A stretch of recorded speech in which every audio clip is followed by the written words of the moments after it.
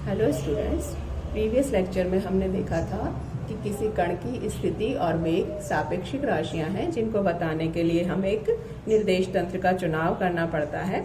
और ऐसा सबसे आसान और सबसे उपयोगी निर्देश तंत्र है कार्तीय निर्देश तंत्र, जिसमें 3 एक्सिस हैं, एक्स, वाई और जेड एक्सिस, जो एक दूसरे से 90 डिग्री पर झुके हुए हैं। और इनके मूल बिंदु यानी जहां पर तीनों अक्ष मिल रहे हैं वहां पर प्रेक्षक की को स्थित माना जाता है। ये कोई पिंड P है। P की स्थिति O के सापेक्ष दो प्रकार से बताई जा सकती है। एक है स्थिति सदिश के द्वारा। स्थिति सदिश का मतलब है प्रेक्षक O और P को मिलाने वाला सदिश O से P की दिशा में। तो इसको हम R से रिप्रेजेंट करते हैं, स्मॉल r या कैपिटल R। तो यहाँ स्थिति सदिश है वो OP R के बराबर है, जो उसका पोजीशन वेक्टर है। दूसरा तरीका हो सकता है उसके निर्देशांकों द्वारा। तो 3 निर्देशांक हैं x, y और z। ये निर्देशांक क्या होंगे, इसको समझने के लिए हम पहले 2 डायमेंशनल केस कंसीडर कर लेते हैं। यानी एक तल में 2 एक्सिस हैं, x और y एक्सिस। ये पिंड P है, तो इसका x कोऑर्डिनेट ज्ञात करने के लिए P से y अक्ष पर लंब डालेंगे, जो कि PB के बराबर है। ये उसके x अक्ष की लंबाई, x निर्देशांक की लंब के बराबर होगा। और P से x अक्ष पर डाला गए लंब की लंबाई y के बराबर होगी। तो P से x अक्ष पर डाले गए लंब की लंबाई equals to y equals to PA, और P से y अक्ष पर डाले गए लंब की लंबाई यानी x, ये बराबर होगी PB, जो कि OA के बराबर भी है। और इसका स्थिति सदिश के रूप में परिमाण, तो जैसे x परिमाण हो गया x अक्ष के अलॉन्ग, और उस दिशा में यदि यूनिट वेक्टर को हम i कैप से रिप्रेजेंट करें तो x दिशा में सदिश जो होगा वो x परिमाण इंटू उसकी दिशा i कैप। इसी तरह y दिशा में परिमाण है y, और उस दिशा में एकांक सदिश यदि j कैप माना जाए तो उस दिशा में उसका सदिश हो जाएगा y j कैप। तो पिंड P का स्थिति सदिश R x I cap plus y j cap के बराबर होगा। I और j कैप x तथा y अक्ष की दिशा में एकांक सदिश है। एकांक सदिश का मतलब केवल ये दिशा बताते हैं, इनका परिमाण एकांक या 1 है।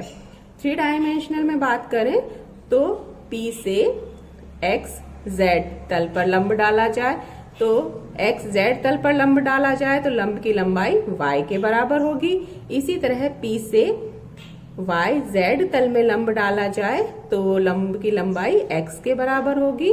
और P से x y तल में लंब डाला जाए तो वो लंब की लंबाई z के बराबर होगी। हम इसको पूरा कंप्लीट कर सकते हैं। और उसी तरह से जैसे 2 डायमेंशनल के लिए लिखा, 3 डायमेंशनल केस में हम लिख सकते हैं R equals to x i cap plus y j cap plus z k cap, i cap, j cap और के कैप एक्स, वाई और जेड दिशा में एकांक सदिश है।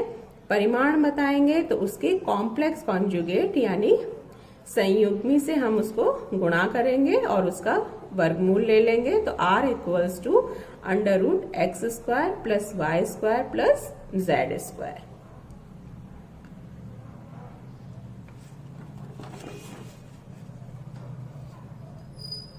अब निर्देश तंत्रों को 2 कैटेगरी में वर्गीकृत किया जा सकता है, 2 कैटेगरी में बांटा जा सकता है। एक कहलाते हैं जड़त्वीय निर्देश तंत्र और दूसरे अजड़त्वीय निर्देश तंत्र। ये जो डिफरेंशिएशन है, वर्गीकरण है, ये न्यूटन के जड़त्व के नियम पर आधारित है। न्यूटन के जड़त्व के नियम को आधार मानकर निर्देश तंत्रों को 2 कैटेगरी में विभक्त किया गया है।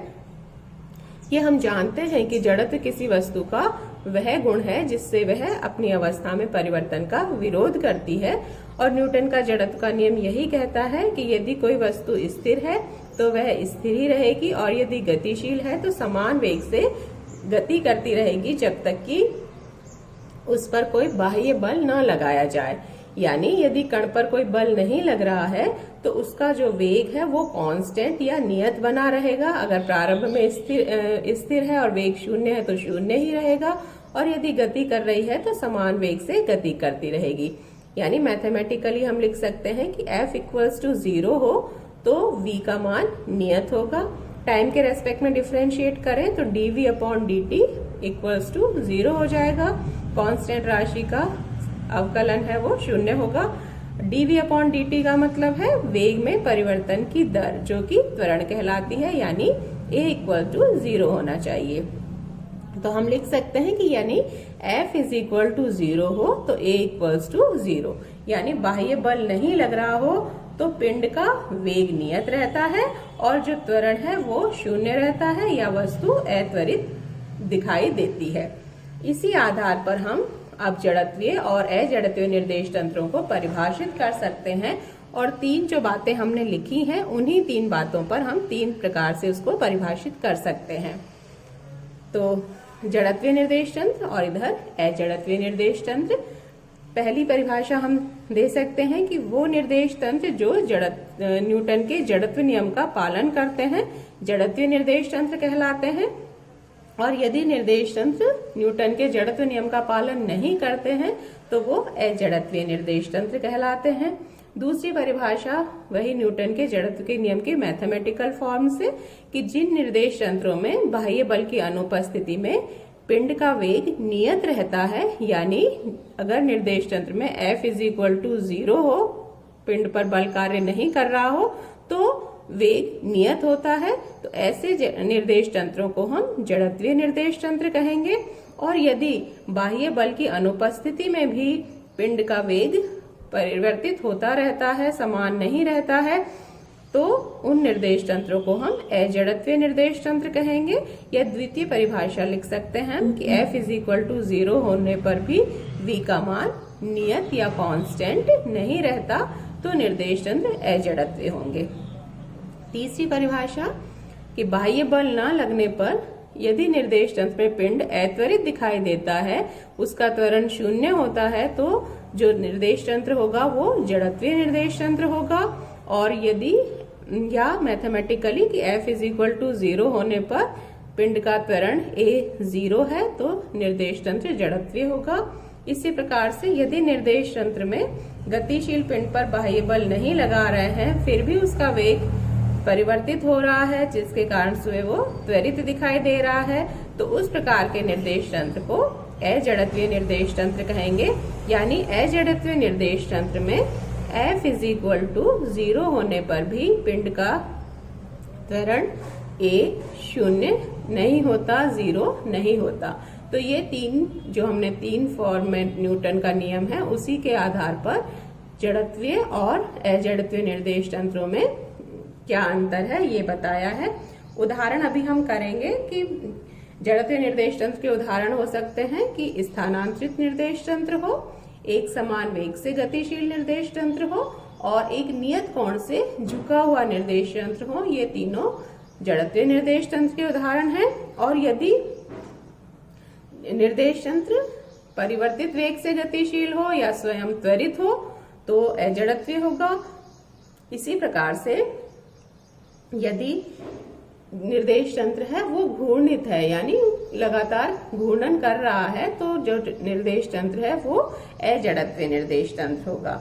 अब यहाँ पर एक बात आती है कि हम पृथ्वी पर स्थित हैं और जो भी निर्देश तंत्र की कल्पना कर रहे हैं वो पृथ्वी पर कर रहे हैं, लेकिन पृथ्वी तो स्वयं एक घूर्णित तंत्र है, वो अपनी अक्ष पर भी घूर्णन करती है और सूर्य के चारों ओर भी घूर्णन करती है। तो पृथ्वी, इसका मतलब हुआ कि अजड़त्वीय निर्देश तंत्र होना चाहिए।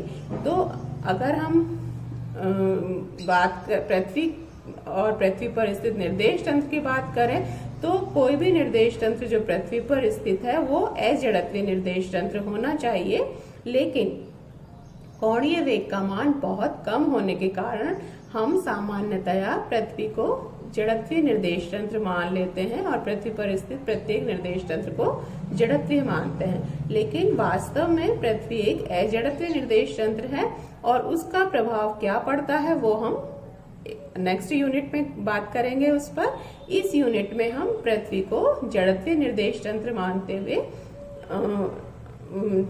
जड़त्वीय निर्देश तंत्र मानेंगे और पृथ्वी पर स्थित प्रत्येक निर्देश तंत्र को जड़त्वीय मानेंगे।